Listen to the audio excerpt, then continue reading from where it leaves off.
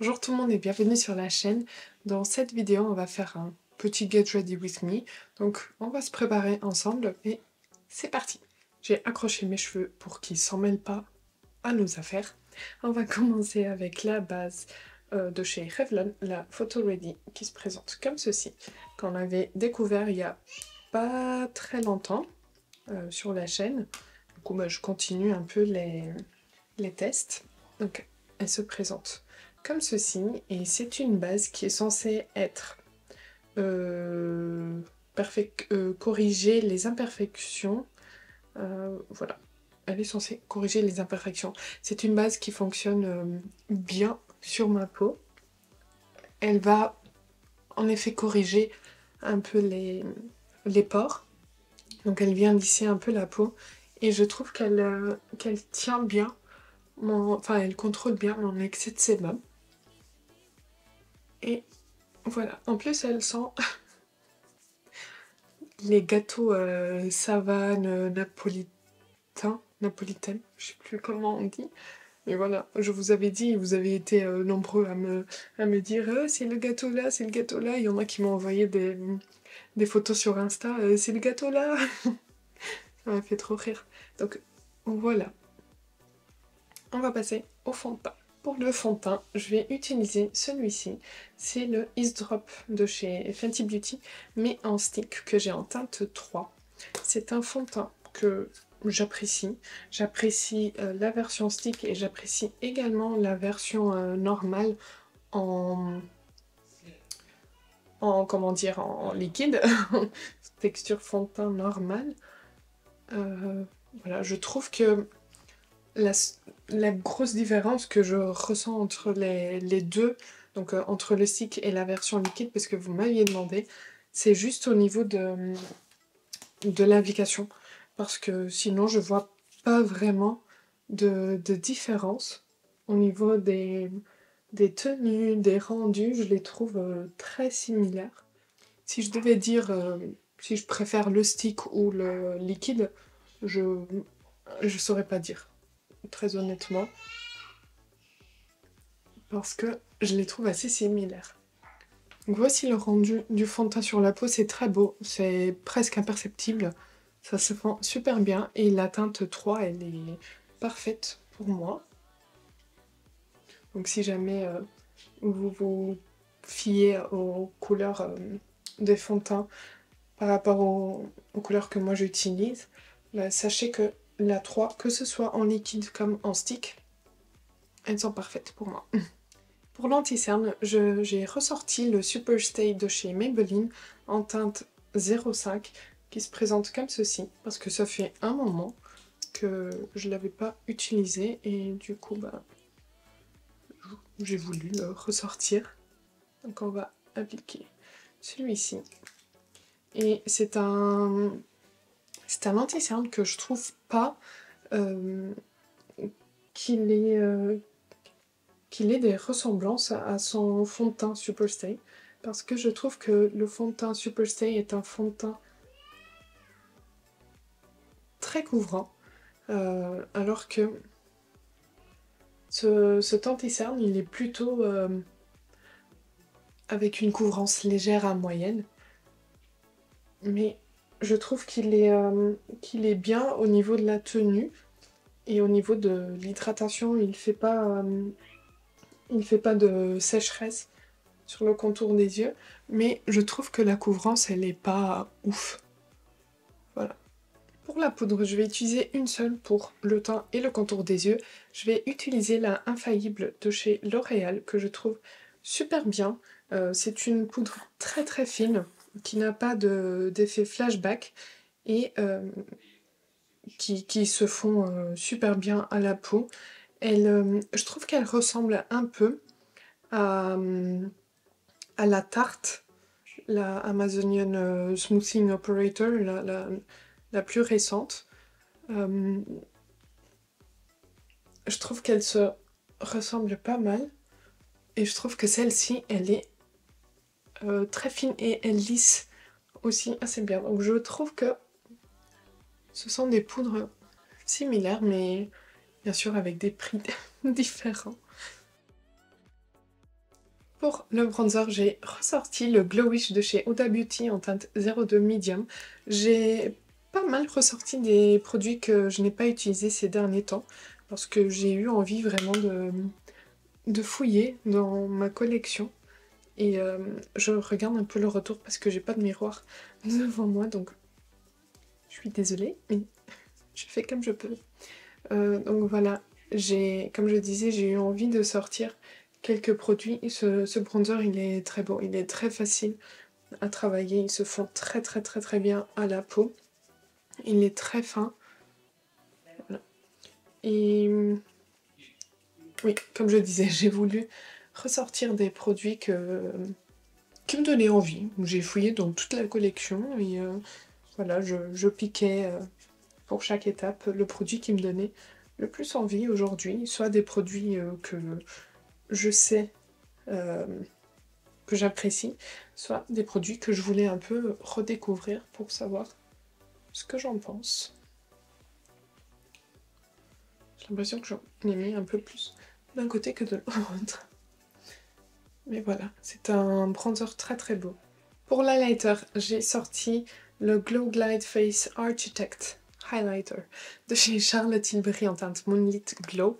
C'est un highlighter que je n'aime pas trop parce que avec la lumière du jour, la lumière du soleil, j'ai l'impression que je vois des paillettes. Mais en intérieur, c'est très beau.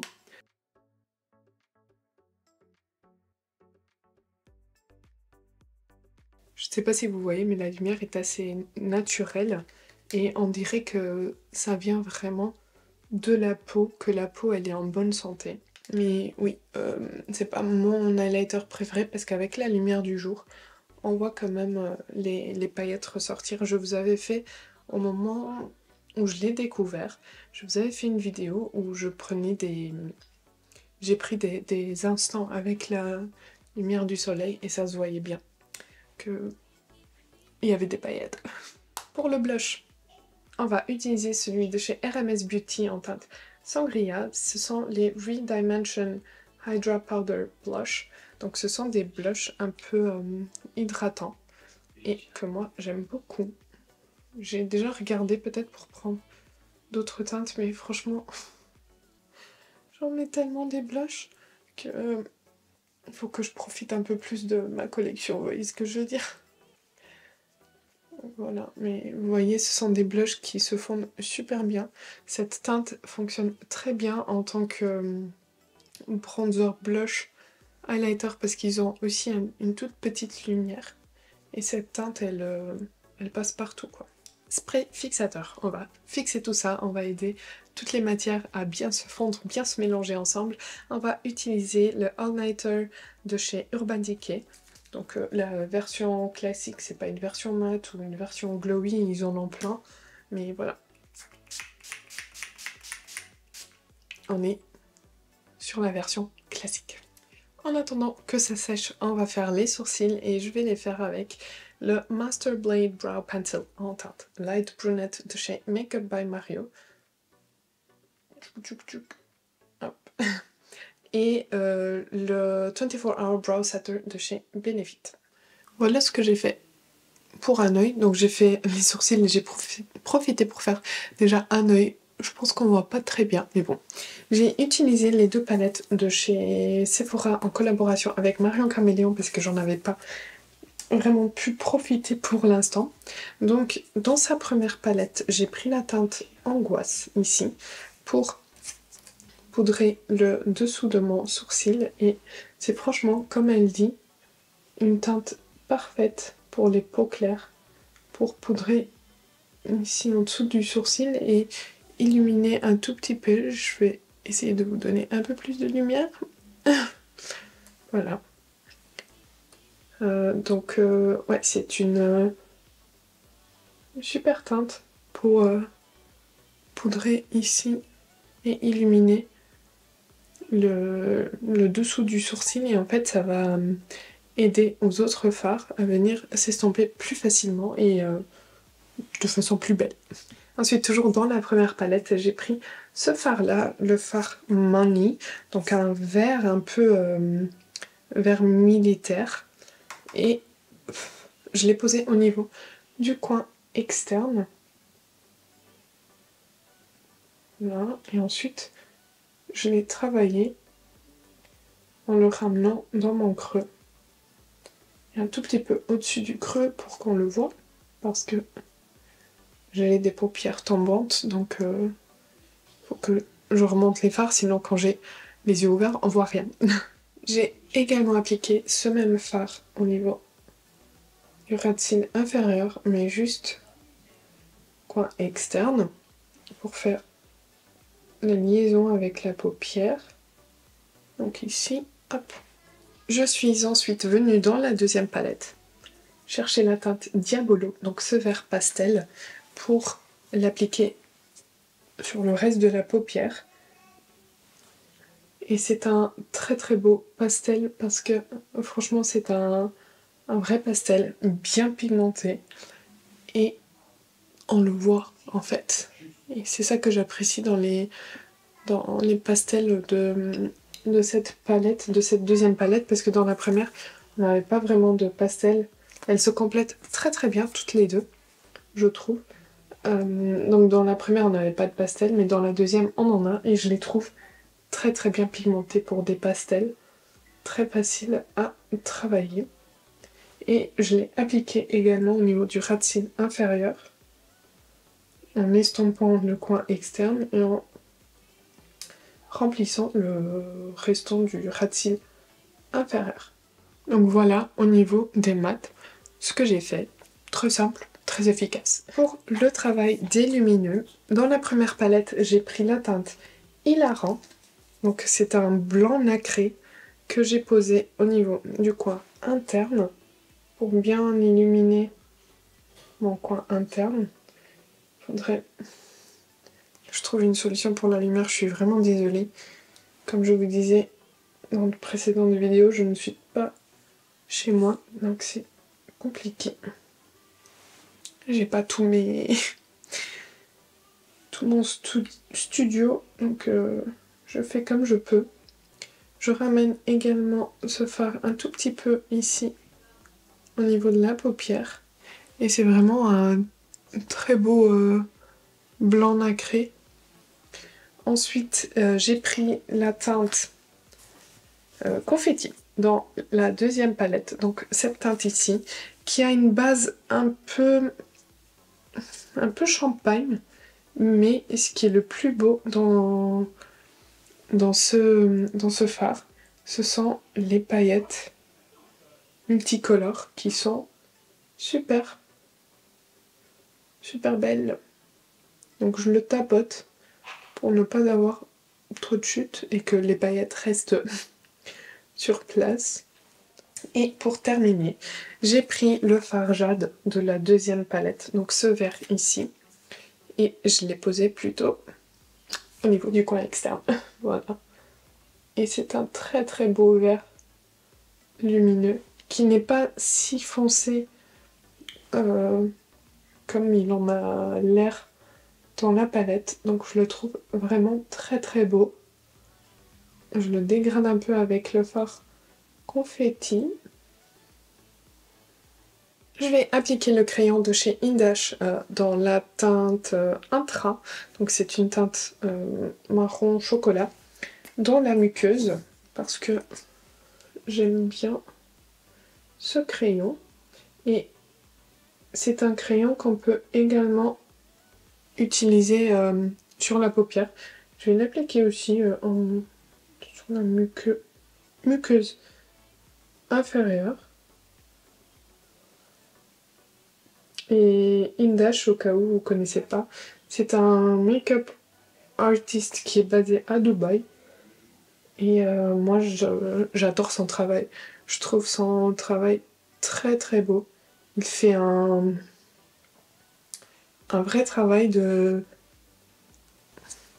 pour mettre en avant la beauté naturelle des personnes. Et pas pour changer les formes de visage ou cacher quoi que ce soit. Franchement, je trouve qu'il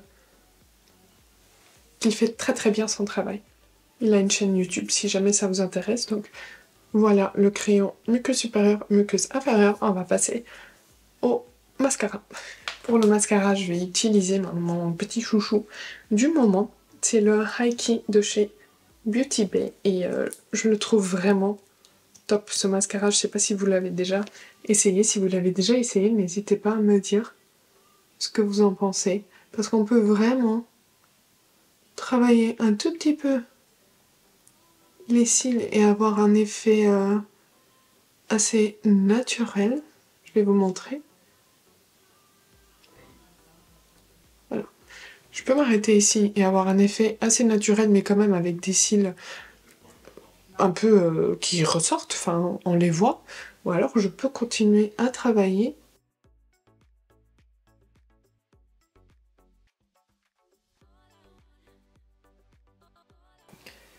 Voilà, si je travaille un peu plus, je vais avoir un effet bien plus impactant, super beau, franchement. J'adore ce mascara. Voilà, j'ai appliqué le mascara de ce côté-ci et aussi au niveau des cils du bas. On va maintenant passer aux lèvres. J'ai sorti le crayon Color Sensational de chez Maybelline en teinte 132 Sweet Pink. C'est un crayon qui va pas trop... c'est vraiment la couleur de mes lèvres. C'est un crayon bois. Je trouve qu'il marque assez bien. Et en fait, je voulais pas quelque chose de très marqué.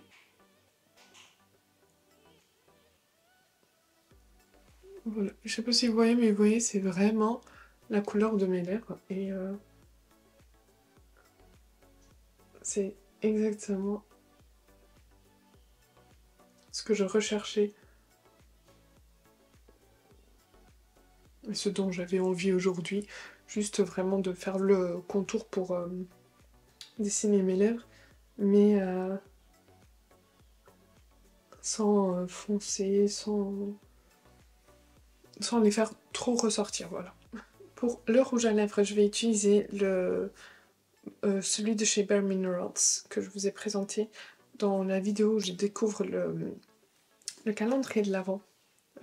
Bare Minerals, c'est la teinte Honesty et c'est super confortable et c'est un très beau rose. Et je me suis dit que ça irait bien avec les maquillages un peu verts, vu que le rose et le vert sont des couleurs complémentaires. Et je vais appliquer un tout petit peu du gloss de chez Bare Minerals que j'ai découvert dans le même calendrier de l'Avent en teinte Sincerity, donc aussi un très beau rose. Mais je vais vraiment juste en mettre un tout petit peu.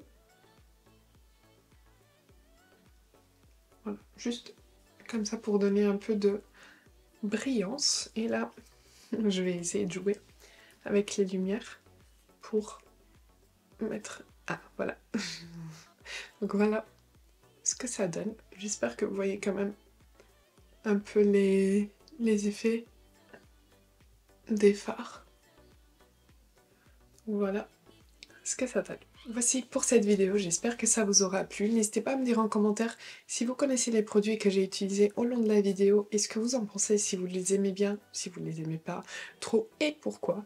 Donc voilà, likez la vidéo si elle vous a plu, abonnez-vous si ce n'est pas encore fait et moi je vous dis à bientôt.